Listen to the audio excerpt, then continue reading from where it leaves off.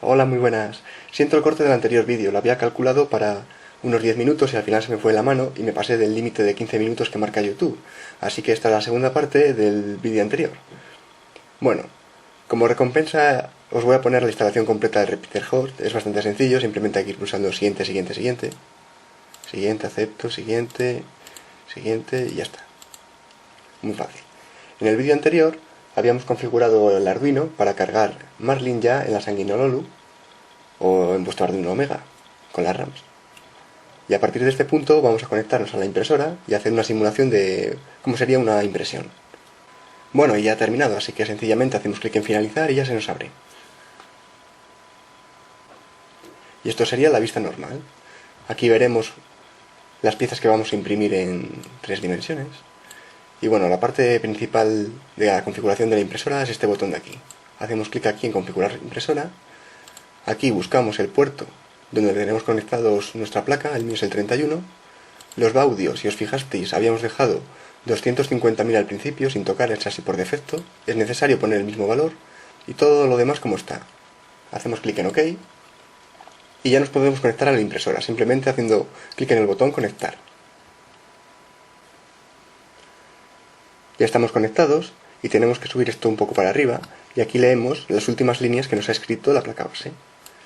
Y podemos leer, por ejemplo, que ya estamos ejecutando Marlin y bueno, etcétera. Si leemos todo esto, significa que nos hemos conectado con éxito y que todo está funcionando bien.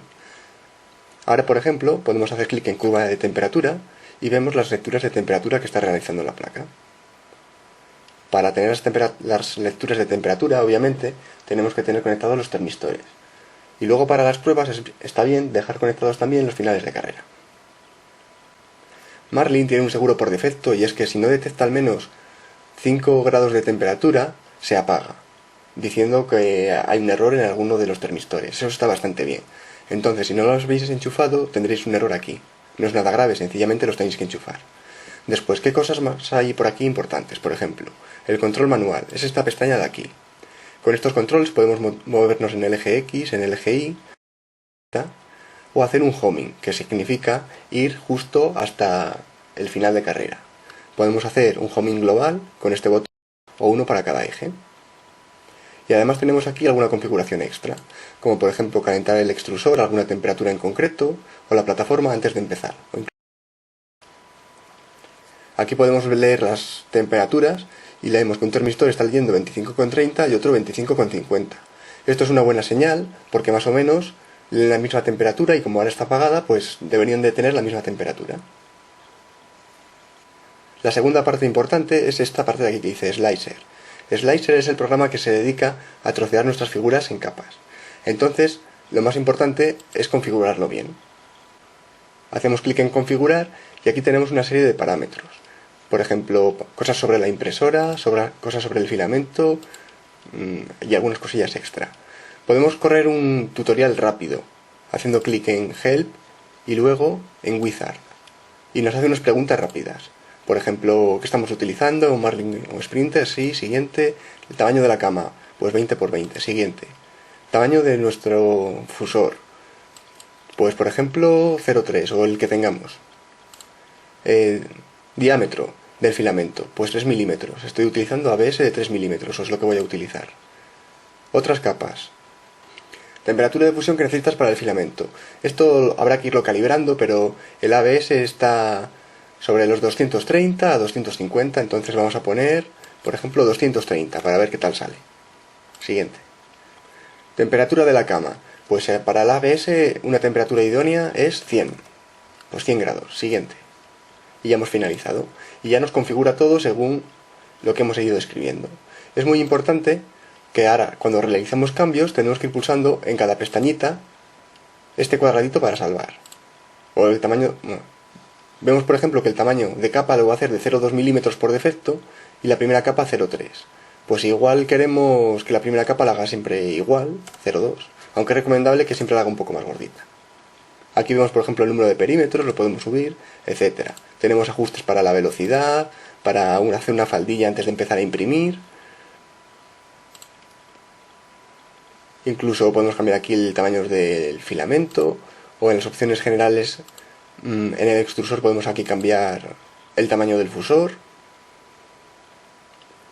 etcétera. Deberíamos irlo configurando a nuestro gusto. Y una última opción importante, más o menos, es... Una opción importante es el relleno, por ejemplo. Aquí tenemos que poner la cantidad de relleno que queremos, de 0 a 1, es decir, 0.1 significaría 10%.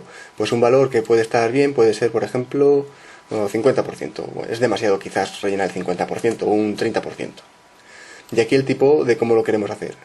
Con panel de abeja, rectilíneo, con líneas... hay muchos tipos, ¿no? Por ejemplo, dejamos panel de abeja, que es el más famoso. Y así con todo. Después de terminar, grabamos las opciones.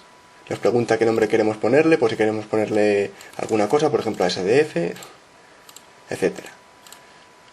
Muy importante después de grabarlo es volver aquí y escoger los nombres que has ido poniendo.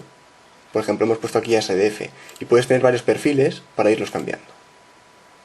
Bueno, y por último, vamos a abrir, por ejemplo, de recientes, aquí que tengo una moneda de mi foro favorito, y simplemente vendríamos aquí, haríamos clic en Slice, esperaríamos, y nos haría una vista preliminar de qué es lo que va a hacer, ¿no? Cada capa. Incluso aquí podemos darle a mostrar una capa y ver capa a capa lo que iría haciendo. Y ya por último daríamos a imprimir trabajo y empezaría a salir por la impresora. Bueno, ahora vamos a calibrar los motores. Nos interesa que por ellos circule la menor cantidad de corriente posible, para que consuman menos, se calienten menos, y también la electrónica sufra menos. Pero a la vez necesitamos un valor lo suficientemente alto como para que el motor no pierda pasos. Decimos que un motor pierde pasos cuando, por ejemplo, imprimimos una pieza con una pared vertical y una capa aparece así, la siguiente aparece desplazada sin motivo aparente, la siguiente hacia afuera, y así sin ningún tipo de orden. Entonces es muy probable que ese motor esté perdiendo pasos y haya que subir la corriente. Yo os voy a dar unos valores seguros y a partir de ahí con vuestra experiencia podréis ir bajando los valores para que sean lo mínimo posibles e incluso si vuestra impresora necesita más corriente pues que lo subáis. Para medir la corriente tenemos que conectar el amperímetro en serie, es decir, la tierra de la fuente a la tierra de la electrónica, y los 12 voltios los conectaremos al amperímetro y del amperímetro a la electrónica. En la electrónica solo conectaremos uno de los motores, conectaremos los finales de carrera y los sensores de temperatura. Y ahora encenderemos la fuente, sin conectar el cable USB. Aunque veáis el cable USB conectado, en realidad está desconectado. Y podemos ver que el consumo al encenderlo es de 0,59, bueno, 0,60 amperios aproximadamente. Eso es porque al encender la electrónica se encienden los motores. Y Marlin detecta después de unos segundos que no se están moviendo y los apaga. Entonces podemos ver el consumo real de la electrónica, que es 0,05 amperios. Y este valor habrá que restárselo al total. Es decir, que este motor ahora mismo está consumiendo 0,55 amperios. O 550 miliamperios. Y los valores son 200, 200, 400 y 400. Es decir, que ahora tendremos que coger el destornillador, apagar la fuente y girarlo un poco.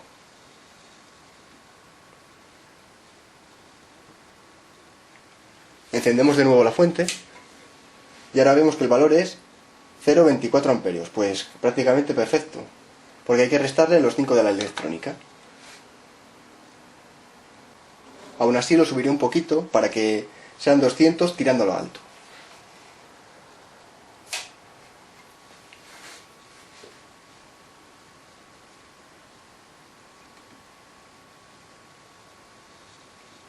Encendemos de nuevo la fuente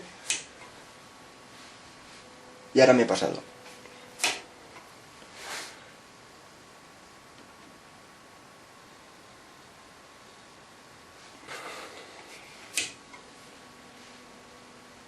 Encendemos de nuevo la fuente, lo he subido un pelín y ahora tenemos 0,026 amperios, es decir, ya tendríamos los 200 miliamperios en el eje X. Y ahora repetiremos lo mismo con los otros ejes. Algunas personas deciden comprar un destornillador cerámico para poder cambiar el valor a la vez que está encendido. El problema es que para hacer eso tendríamos que mantener los motores en movimiento. Para eso conectaríamos el cable USB. Ya vemos como Marlin de nuevo enciende los motores, pero el consumo de la electrónica ha cambiado porque el cable USB también suministra corriente. Ahora el consumo de la electrónica es 0,01 amperios. Y nos conectamos con el Marlin. enciende un instante los motores de nuevo y ahora los apagará. Entonces, para mantenerlos encendidos, lo que tenemos que hacer es con el control manual lo que vamos a hacer es moverlos. Movemos un poco el motor y vemos como enseguida los enciende. Y ya podemos ver el consumo. Y en este momento, que ya que está consumiendo electricidad, con el destornillador cerámico podríamos regularlo. Y acordaros que a este valor hay que restar 0,01, no el 0,05 inicial, porque ahora el cable USB también está dando corriente. Y nada, si os ha gustado el vídeo, suscribiros al canal y pulsar el botón de me gusta, que realmente ayuda bastante. Y en el próximo vídeo terminaremos de configurar en Marlin la distancia de los ejes, colocaremos en su sitio los finales de carrera y ya estaremos listos para imprimir. ¡Hasta!